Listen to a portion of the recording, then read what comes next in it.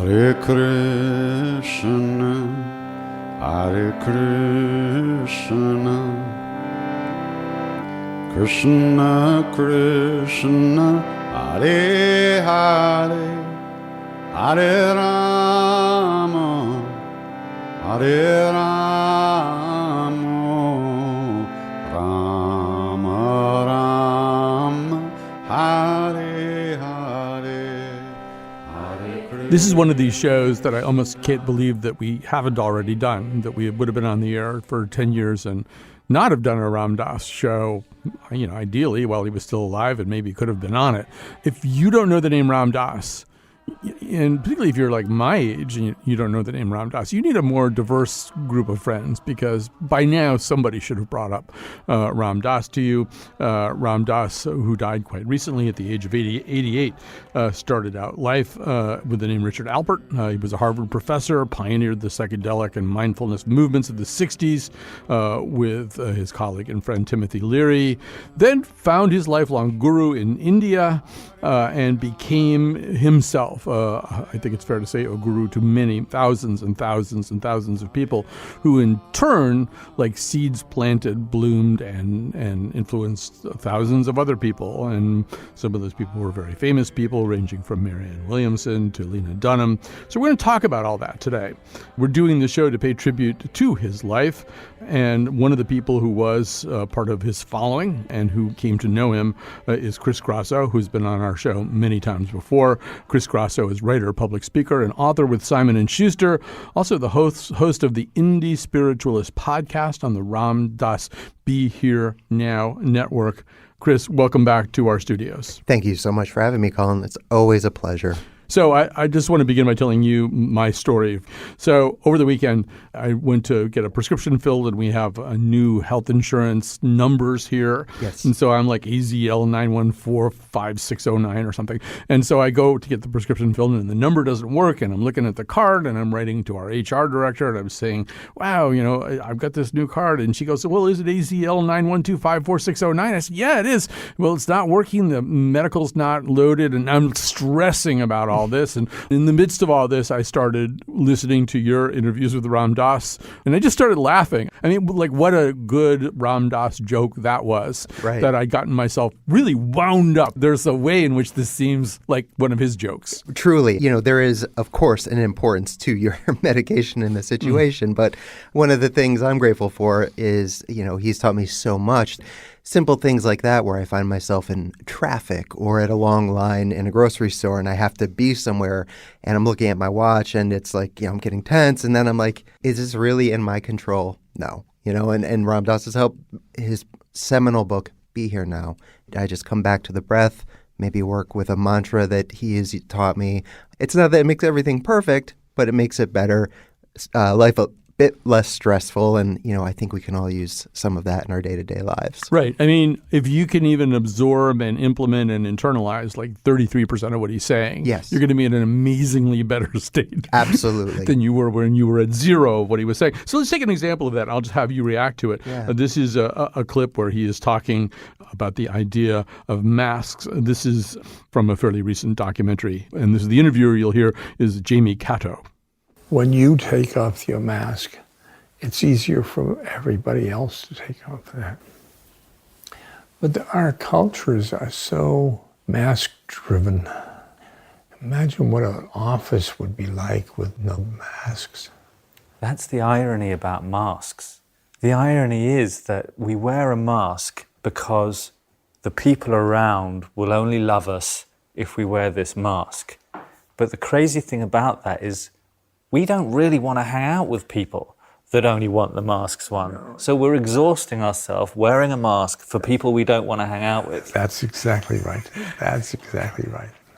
So that's another one of these things, right? He's telling you something that you kind of already know, but you don't implement. Right, absolutely. And the kind of irony to that segment is that almost a month ago to the day of his passing, I'd written my first piece with Fangoria, which is, for those that don't know, kind of the premier horror magazine and website, and has been since I was a child, but about masks. And what a cool way for me to be able to take my passion in life, which is just helping others on their well-being journeys, and share it with, a place such as Fangoria. Who would have thought?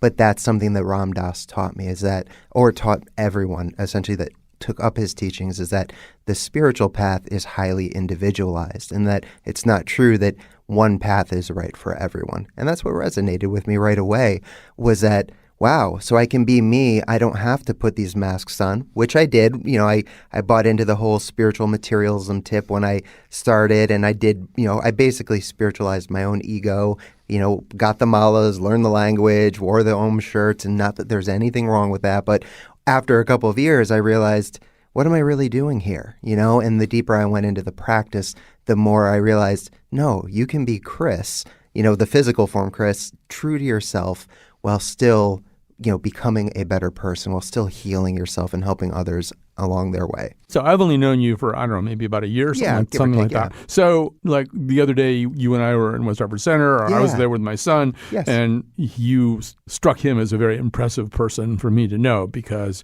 you're all tatted up and you've got this kind of speed metal look to you, which is not in fact an illusion. You are like into metal and all kinds of pretty hardcore rock and stuff like that. Hip hop too. Got to give my shout. Hip hop too. Yeah. And did you let yourself go back to that a little bit? Like would you have been 2 or 3 years ago if I'd met you a little bit more crunchy granola looking with your Om shirt? So when I first got into Ram Dass, it was about, I don't know, give or take 20 years ago. So if we're going back 20 years ago, I never went full like granola or hippie looking. And again, not there's anything at all wrong with that. But I pretty much still dressed the same, but I might have, instead of the black T-shirt with the, the punk hardcore hip hop band on it, it might have had like the Om symbol or a Ganesh or a, whomever, and the malas. And sometimes I still wear malas, but I actually wear them and use them. And I know that they are worn often as a fashion statement, so it goes. And you might have to explain malas. Yes, they are kind of the equivalent, if we're talking about the Catholic tradition, of rosaries, where instead of used to repeat the Hail Marys or Our Fathers, there's 1,000,001 mantras, and people essentially just use them bead by bead, repeating the mantra to help anchor you back into your body, calm your discursive mind, and that's essentially what they are used for. Right. So I want to go back to that quote and your reaction to that quote of him, because in my limited sense, my sense is that he would say, all right, so Chris, once you've got your masks off and you feel like you're kind of back to just being Chris, you still have a ways to go. Oh, right? yeah, because even identifying as Chris is just part of the game, as he would say. There's in his documentaries and his work, he's always talking about these different levels of existence and planes of existence. And not just him, a lot of even physicists talk about this. And that's what I love, is that the way he approaches his teachings, it's kind of side by side in a scientific sense as well. But yes, that's just part of this ongoing, almost seemingly never-ending journey. So yeah, that's one phase. But then now I'm Chris. And okay, but Chris is just this, as he would say in the recent documentary and has said before, spacesuit, so to speak, or a bodysuit. As Alan Watts would say, possibly not verbatim, but we are this kind of bag of skin carrying around meat and bones, and the core is coming back. Ram Dass would say to the soul.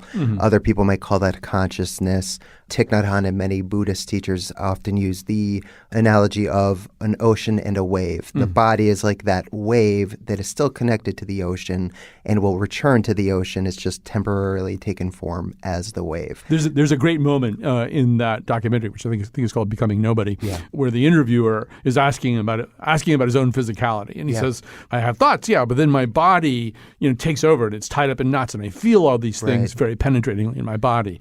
And Ram Dass, who has this just terrific smile, I mean, just close to death, and after the stroke, he's actually developed an even more radiant smile. Palpable. And he just smiles and he points at his head.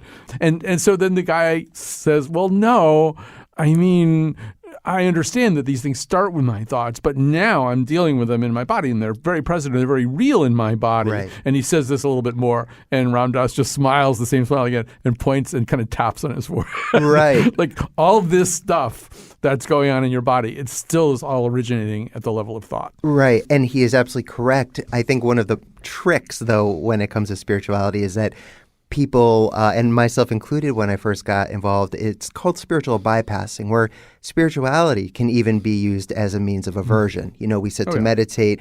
The goal in that is to get deeper and in touch with that primordial source, that universal self that we truly are. But people will use it as a way of dropping out or escaping our feelings and emotions. Right. So, I can't deal with you and your need to be loved right now because I'm meditating. Yes. So I can't love you. Exactly. And so Ram Dass would often, I think he'd often quote Nagarjuna, or at least the two truths. It's another Buddhist doctrine, and I'm not Buddhist, or, Ram Dass was more of a Hindu tradition. But, the two truths says essentially there's the truth of the relative and the truth of the absolute, relative being anything that is form, truth that is anything that is not taken form, scientifically speaking, subatomic particles, atoms, molecules, all that good stuff that come together to create form. So it's just as true that, yes, we're in these physical human bodies and we have to take care of ourselves. We can't pretend like, we're just this blissed out spiritual being that's too good for the human body. If that were the case, why are we here to begin with? And Ram Dass addresses that too. I think also the thing that makes him different, and I think made him special to a lot of people, was there was a way in which he never completely shed his own humanness. He had a sense of humor about himself, about his failures, about his weird thing, how people might be perceiving him. Yes. There was always a way in which he was giving you an on-ramp to whatever highway that he was on, but it was an on-ramp that you could recognize. Let's hear another clip where he's sort of basically talking about issues of being human. Now, in the course of the years, I've developed a lot of very strange friends. And one of them is a being named Emmanuel. And Emmanuel is interesting because Emmanuel doesn't have a body. And I know some of you here have a difficult time accepting my friend Emmanuel. You say you have no prejudices about color, sex, religion. But bodies, somehow, if somebody doesn't have a body, you immediately don't know that you want to accept them. But I figure that's your problem because he's my friend. And the way I figured is I'll take my teachings anywhere I can get them. And Emmanuel said to me, when I said to him, Emmanuel, what work do I have to do now?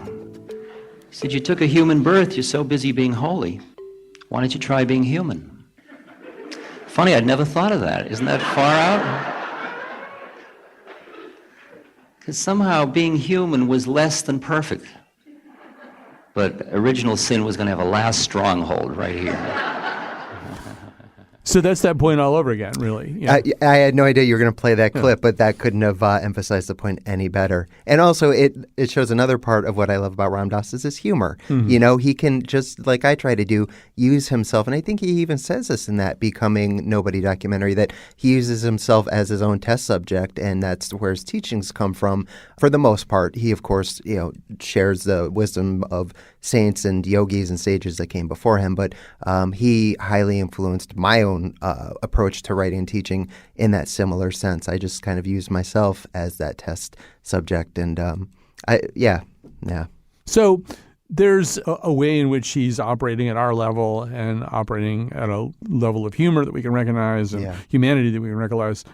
But there are other ways in which he does seem to be operating at some other level. I mean, you had this experience yourself. Yes. Talk about the first time that you met him. Absolutely. Where he suddenly knew something about you that you hadn't told him. Yeah, there's two crazy stories that I've still blown my mind. But that one particularly, it was 5 or 6 years ago, and it was at a retreat in Maui that he does or did twice a year, which will be continuing for listeners. And I'm so glad that they've decided to do that.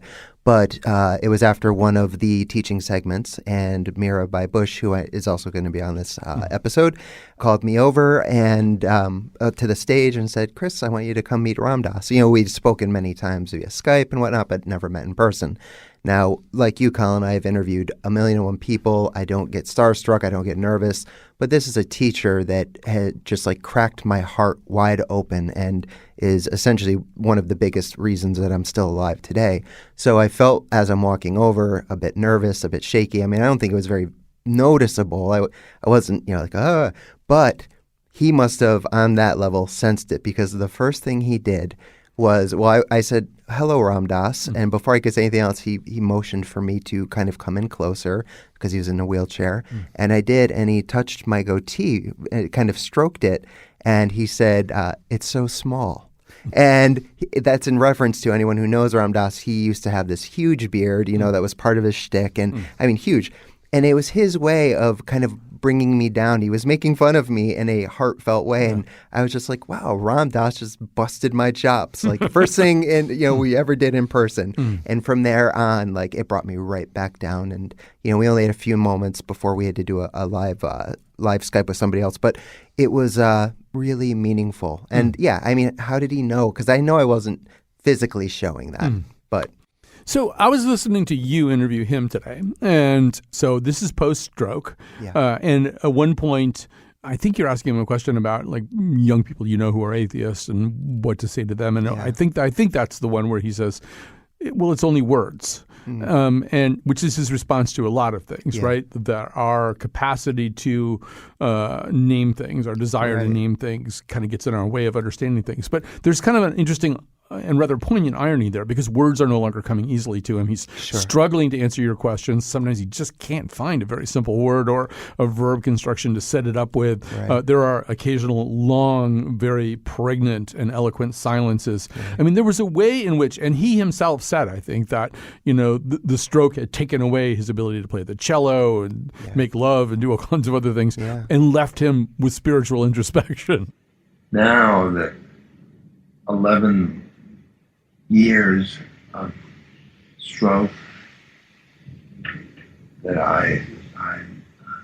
after stroke was starting a new chapter of my life, because instead of spending time running around my sports car and my cello and my playing golf or things like that,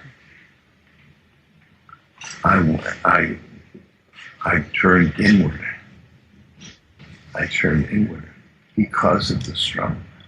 And there's a way in which everything that he's fighting with and dealing with there is maybe getting him and maybe you closer to where it is you're trying to go anyway. You're absolutely right. He talks about, it's called fierce grace, and how that stroke to him was grace. He didn't see it as such in that moment, but in a way it left him in that position where, wow, I still have work to be done. And that's what showed him that he had work to be done.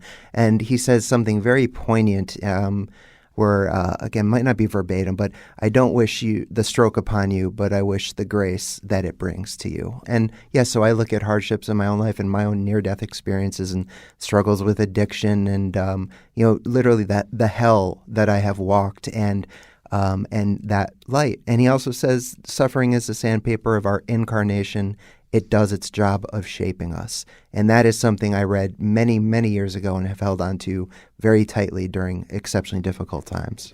So, it's interesting because I've sort of encountered two sentiments about sort of his meaning right at this moment, particularly to maybe people, let's say, in their college years or in their 20s. Yeah. One of them is the thing that I was just referencing before. Well, there's an awful lot of people who are kind of turning away from any kind of spirituality and saying, well, no, what would be really smart for me would be to be an atheist and to reject all of the mumbo jumbo and claptrap and things, spaghetti monsters.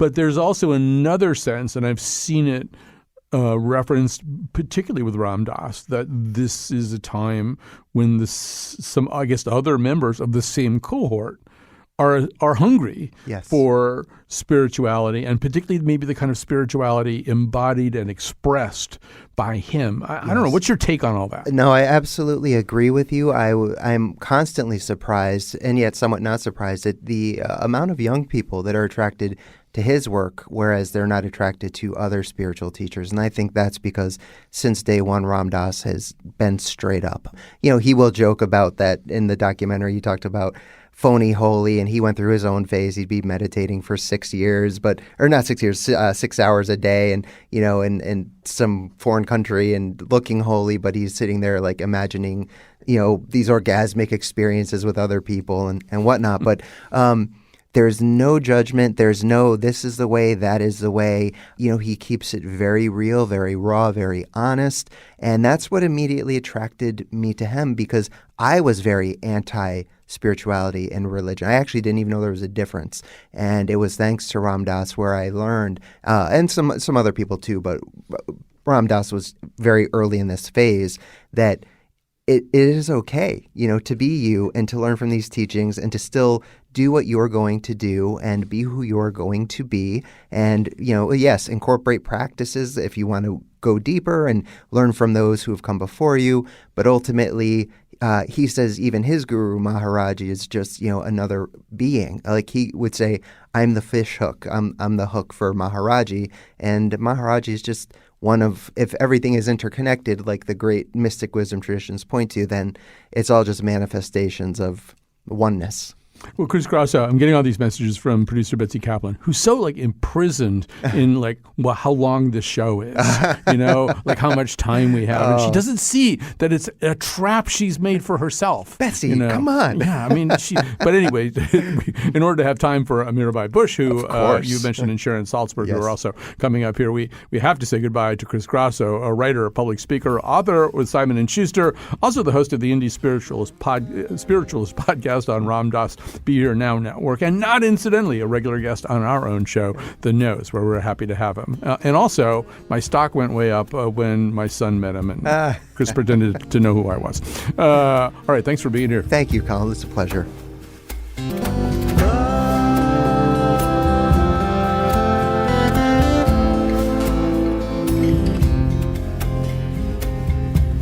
We crave it so badly. Makes you wanna laugh out loud when you see that and gobble it like candy. We think it's easy, sometimes it's easy, but it's not easy. You're gonna break down and cry. Welcome back. I'm Colin McEnroe. This is Connecticut Public Radio, and we are doing a show about the life and about the death, really, of Ram Dass. And joining us now are two more guests, Mirabai Bush, a senior fellow at the Center for Contemplative Mind in Society and a founding board member with Ram Dass of the Siva Foundation, where she directed the Siva Guatemala Project, co-author with Ram Dass of Walking Each Other Home, Conversations on Living and Dying, and Compassion in Action, setting out on the path of service. And then joining us from the Argo Studios in New York, Sharon Salzberg is the co-founder of the Insight Meditation Society in Barre, Massachusetts, and the author of 10 books, including the New York Times bestseller Loving Kindness. Her newest book, Real Change, Mindfulness to Heal Ourselves and the World, will be published this summer. We are also going to be talking in particular about this really short and beautiful documentary about how really kind of he saw his own end. I think maybe it's a good way to put it. And so we'll come back to that. We're going to circle back to that. But, listening to a lot of the lectures today, I'm going to get both of you to talk about this. But, this is a story that happens all over the world. The story of Ram Dass happens all over the world. He's traveling all over the world, visiting every place you can think of and some that you can't. But so much of the story happens in India. And I believe all of you kind of connected on the streets of India. So I don't know, Sharon, maybe start things off here. Explain how you met Ram Dass. I met Ram Dass in January of 1971 in this town in India called Bodh Gaya, which is the town where the descendant of the tree where they say the Buddha got enlightened exists. So there was an intensive 10-day meditation retreat I heard about when I was still in New Delhi. I did meet Mirabai on the streets of New Delhi, and we both went to this intensive retreat. And there was Ram Dass as another attendee, and it was while we were there that he got the first copy of Be Here Now delivered to him. It was in a box. We all sat around and looked at it, and he was very much the patriarch. He'd already been fired from Harvard. He had a guru. He had been renamed as Ram Dass. And it was only a long time later, looking back, I realized he was probably like 38 years old or something like that. Right. And Mirabai, same with you. And this was maybe planned as a shorter visit that turned into a longer visit? Yeah. I went to India. I've been traveling overland. I've been teaching in this country at SUNY Buffalo, and it was during the Vietnam War and a lot of social change. And I was just looking for a place and people who understood a saner way of being on this planet than I was being exposed to, even at a place that I loved with extraordinary professors and so on. So I'd gone through Europe and the Middle East, and then one day, like the first day I was in India, I met Sharon on the street. We'd been at the same school, but we hadn't known each other. And she told me about this retreat that was happening. So I just quite impulsively went there. And we learned to meditate. We sat in silence, meditating pretty much all the time for 2 or 3 months. And it changed all of our lives. And that's where I met Ram Dass as well.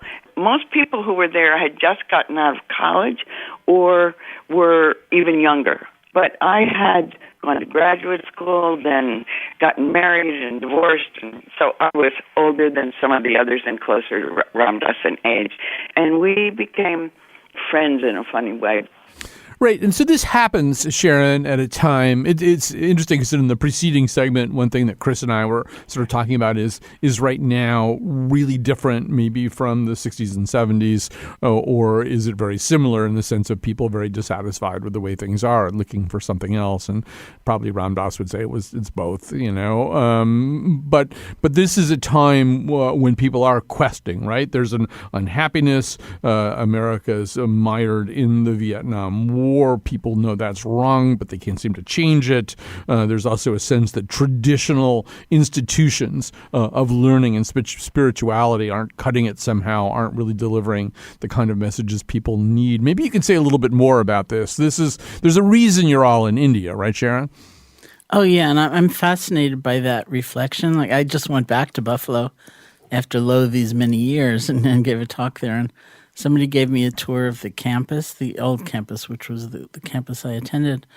And I could point out the window, that's the place I got tear gassed. I remember that. Or, school was like constant riots. I mean, it was really amazing. And there was this tremendous angst. And I think, looking back, I think we were searching for something real. Even going to one's traditional religious figures, you often met with some abstraction, or there was very much a sense of like a lived spirituality was something that happened a long time ago, and we need to admire those people. But everybody hungered for something real and something direct in their lives. And many of us ended up in India. It was kind of amazing. But, Mirabai, well, first of all, maybe you could say a little bit more about this. I'm sure you echo Sharon's sentiments, too, that you were kind of coming out of that kind of cauldron. Absolutely. I often say it's hard to, particularly when I'm teaching younger people, it's hard to imagine now, but I think actually it's getting easier to imagine now, being in this country and feeling like something is very, very wrong. And that's the way it felt, and we acted it out. We'd go to D.C. and demonstrate against, the Pentagon or the Justice Department and get tear gassed and radicalized, really. I found out at one point that the FBI had gotten the grades from my courses. And I thought, this is completely bizarre. So anyhow, many things all came together at that time and led me to want to find something different. Right. So J. Edgar Hoover thought really you weren't working that hard at physics. You needed to really apply yourself a little bit more. All right. Yes. So, one of the things, what I really want to ask you both about is how you process all of that through the lens of the teachings you got from Ram Dass, from his guru. I read these quotes from him that are sort of very different from the highly polarized kind of dichotomous way that we saw the world then. I'm old enough to remember that too. And the way we see the world now, he says, I know many of you will feel uncomfortable when I say this, but the hippies create the police as much as the police create the hippies. The liberals create the conservatives. The protesters create the John Birchers just as much as the John Birchers create the protesters. That as long as you are attached to whatever pole you are representing, the vibrations which you are sending out are creating its polar opposite. We know he had a Donald Trump picture, I think, on his puja table near the end. Mm-hmm. So yeah, Sharon, this is maybe a different way of seeing things than most of what we hear in America right now and probably in America back then. Maybe say some more about that. Well, I think part of what happened is, I think for me and for many people we went to India or we went exploring in some way because of our personal pain. and there needed to be a sense of finding an inner resource that was different than just being like outraged all the time and angry all the time and grief-stricken over some process, internal or external, and many of us found it, and there was some sense of a capacity within to love, and that's sort of the point, that you can take very strong action and you can stand for something and you can be very intense and even fierce, but you could be coming from a place of love and compassion and not from such a sense of division and hatred and so on. And that was like a remarkable finding. And, I think for me and for many people, it was very personal in that the early years of our exploration were really about ourselves and coming to some place of healing. But then there was Ram Dass, and he was so audacious. And I can remember coming back to the States and hearing he was working with homeless people. And I thought, really? That's kind of external, isn't it? And then he was working with dying people, and he was working with prisoners. And he was always a leader, and in my mind, sort of taking a lot of risks in a way. He was always ahead of me, for sure. And many of us, and saying, well, this is a part of it too. It's not just about coming to a better place yourself. It's also about including people who are normally excluded or trying to see the other point of view or something like that. Right. The Christian equivalent of that might be pick up your cross. I worked for a long time with a pastor who she's now gone, but she would say that, it's just not enough to make Jesus your personal savior and do all that, happy stuff. You got to pick up your cross. So Let's hear Ram Dass talking about kind of his version of that. When I went to my guru in India and I said to him, Maharaji, how do I get free? He said, feed people. I said, feed people? I mean, you don't expect you go all the way to the Himalayas, and you sit at the feet of the guru, and you expect him to say, come into this cave and I will give you the word, and you will sit quietly and then you will go through and you'll be free. He says, feed people. So I tried a different tack. Maharaji, how do you get enlightened? He says, serve people. Well, I heard him say it, but I figured, what does he know? He's just considering me kind of lowlife, I mean, he's not taking me seriously as a spiritual seeker, because the serious guys meditate. You understand? So Mirabai, and this sort of gets into something that just fascinates me all the time. Like, what's real radical action, And once again, to continue the Christian analogy, there's a moment where, like, Jesus repeatedly would go and sit with the people who were the most outcast, the most loathed. At one point, he insists on eating with the tax collectors, excuse me. Everybody hated the tax collectors. They were often collecting from Jews on behalf of the Roman Empire. So good, I'll go sit with the people nobody likes. And I hear some of that here too. It's kind of like, oh, you want to do something really radical? Do this. Take care of people that nobody's taking care of. Maybe you can say some more about that. Such a big subject. Yeah, well, one thing is that, as you said, Maharaji, our teacher, guru, said, love everyone and serve everyone.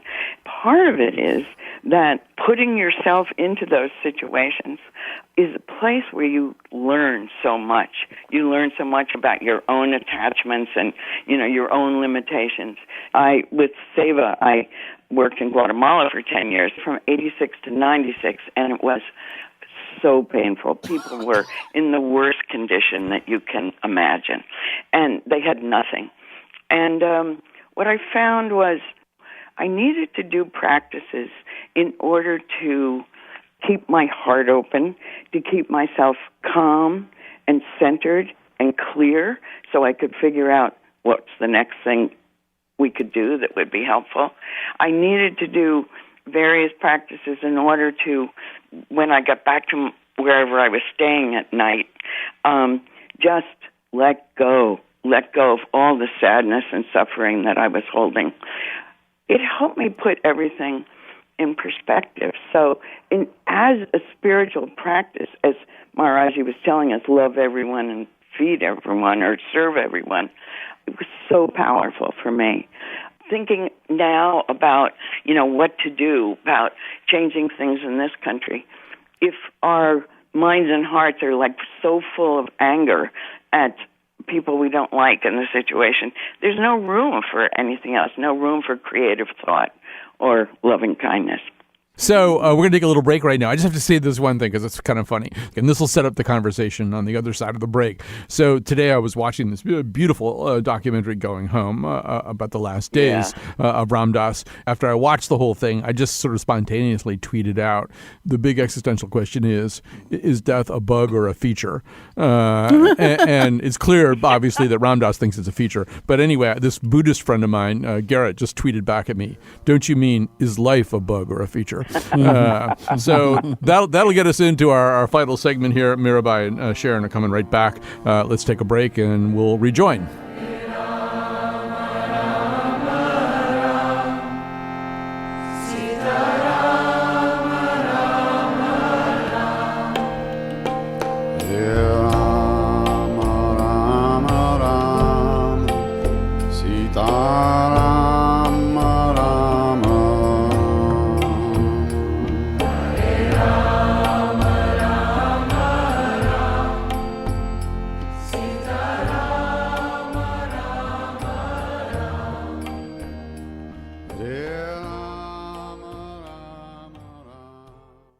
Welcome back. This is Colin McEnroe. This is our show on Connecticut Public Radio. I want to spend this final segment talking about kind of let me just begin in a different place. All right. So I was watching this beautiful documentary, Going Home, which is set in Maui and lots of clips from the past and everything like that. But, showing the last days and really what Ram Dass is thinking about and talking about as he faces the end. And, he says, I think repeatedly, Mirabai, something like, love something and become one with it. And so, and I was thinking, I have this new dog. His name is Declan, and I've had him for about 3 months. And I take him out to these places where, I'm sort of thinking, who's the bodhisattva around here? And it's kind of Declan.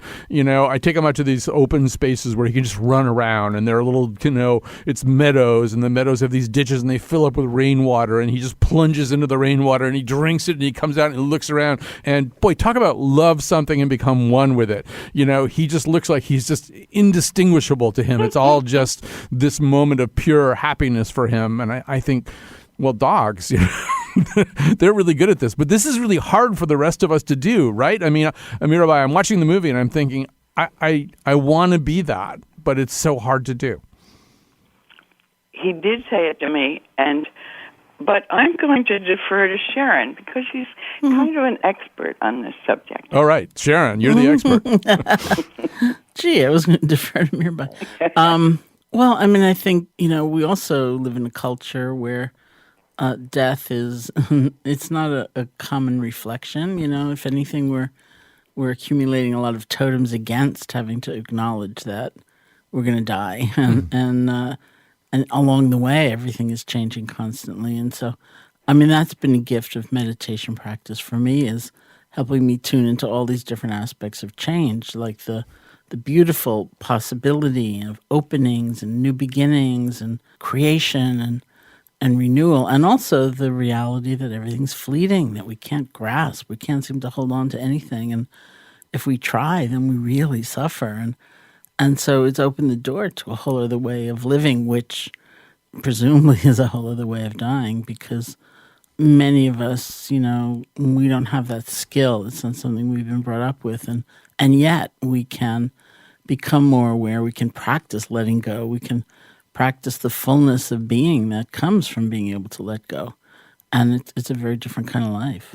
Right. And so, at the end of the previous segment, I was saying that thing, is death a bug or a feature? And so clearly Ram Dass thinks it's a feature, and that it's, there's a lot of talk, Mirabai, in the movie about consciousness. And so I think for most of us, that's our big fear, right? That we have this thing called consciousness. It's ours. It's my consciousness. I am specifically conscious, of my world and my reality and myself.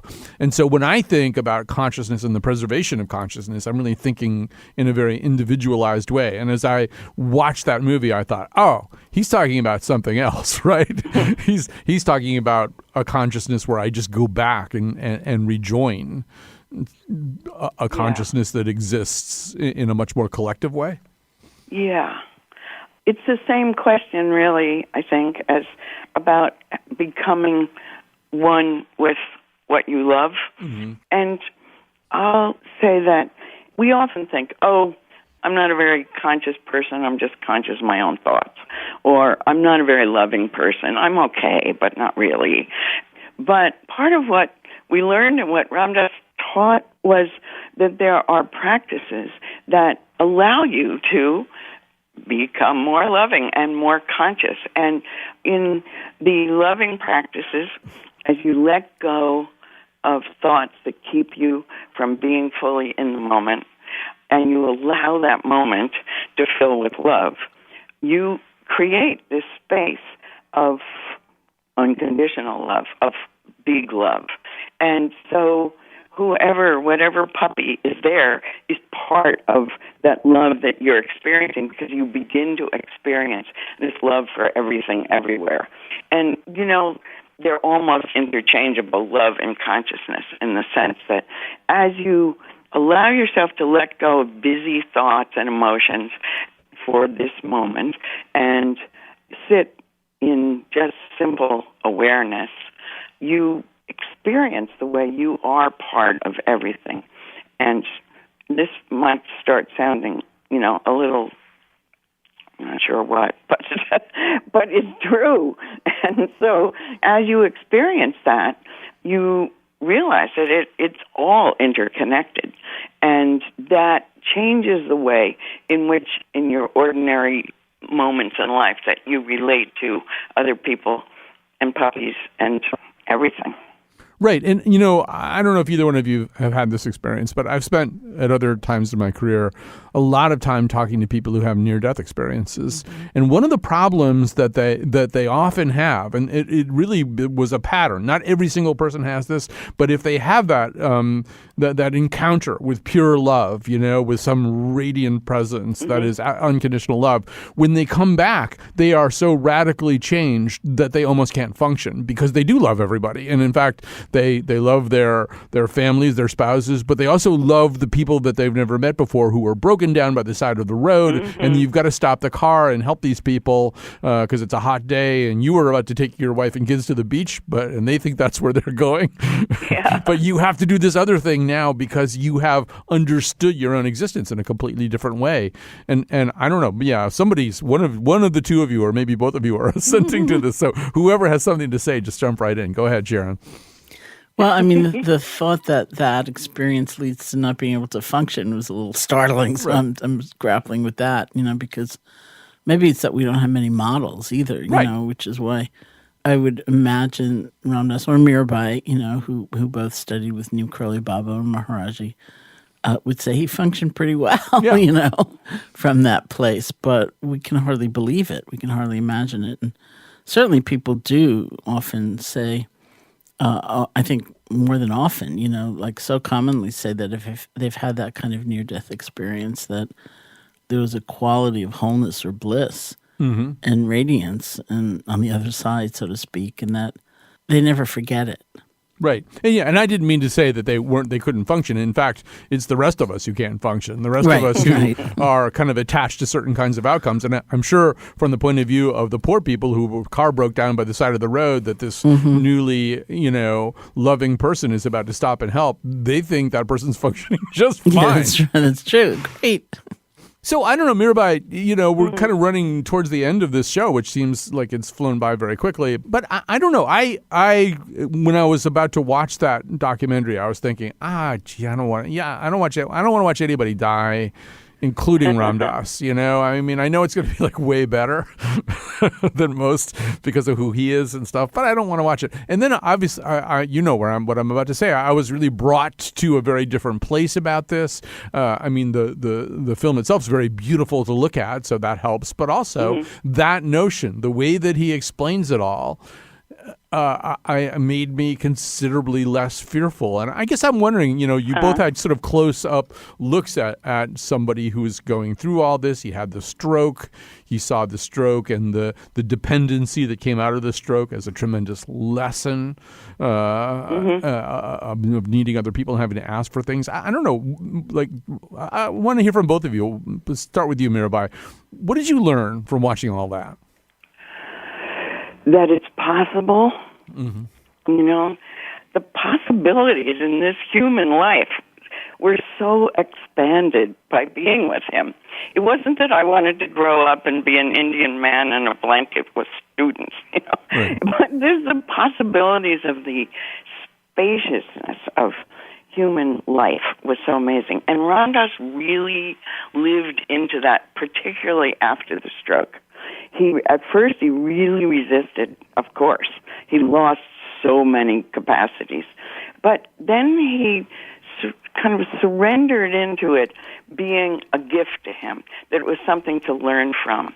And he started understanding that letting go, and at the same time being fully present was what his practice was now. And really he did die in peace and love, for sure. Love, I'll just say, love and wisdom are very interconnected. And that along with that opening to that great love comes, you know, with experience and being in community with other people who are trying to figure this all out, you know, reading good things. But wisdom arises, and over time you start making really better decisions about how to lead your life. And Ramdas really showed how living a life of being loving to everybody, which he did after the stroke, just his understanding really deepened.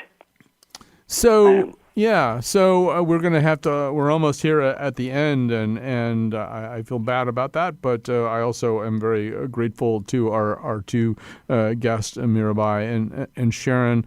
You know, as we come to the end here, Sharon Salzberg, I'm going to ask you a version of the same question. So when I talk to members of the clergy, if you catch them at an honest moment, they always say, "Well, yeah, actually, I'd rather do a funeral than a wedding." Because what are you going to say at a wedding? You know, you're going to be happy, you love each other, all this kind of stuff.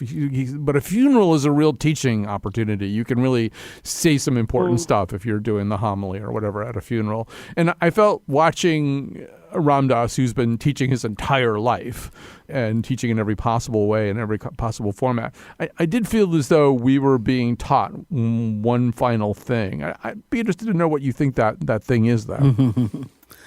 I think it was a combination of courage and peace. You know, when you played the recording of Ramdas pre-stroke just now, you know, and it was like that was his superpower, was his speech. He had a golden tongue. He was so brilliantly articulate. And then came the stroke and a lot of aphasia and, you know, those long, long pauses. And both Mirabai and I have often been on the stage with Ramdas, and there's a long pause as he's searching for the word or searching to get the word out. I think he had the word, but couldn't get it out, and you'd want so badly to put it in because you knew just what he was going for, and you couldn't. And I kept thinking, you know, if that were me, where I still get up there in front of all these people, if I were so different from how I was, and the very thing I was notable for was gone, and he did it. The last retreat that he taught, which was just very, you know, soon before he died, Mirabai was there, I was not there. I don't think he said hardly anything. You know, he just sat there in front of people and beamed at them. And everyone I talked to who was there was so happy they'd gone. They felt like they'd gotten so much. So he just kept putting himself out there, and it was very beautiful.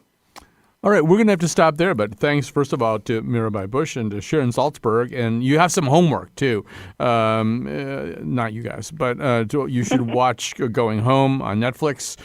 When Becoming Nobody becomes available, you should watch that, too. It's equally amazing. And obviously, both Mirabai Bush and Sharon Salzberg have written many books, which... There's one more thing I want to say, that on the 22nd of January, there's going to be a worldwide kind of moment of remembrance of Ramdas. And the link will be at ramdas.org. You can find it there. Oh, Mirabai, thanks so much for that. And thanks to both of you. And thanks to all of you who listened. And we're going to say goodbye now. God is in the Vatican. God goes there for vacation. God is in the Quaker meeting. Oh, sleeping till I start the singing. God is in your guru. How do you spell that? G-U-R-U. God is in the atheist saying, yeah, I don't exist. God is in the flowing Tao, then and now and now.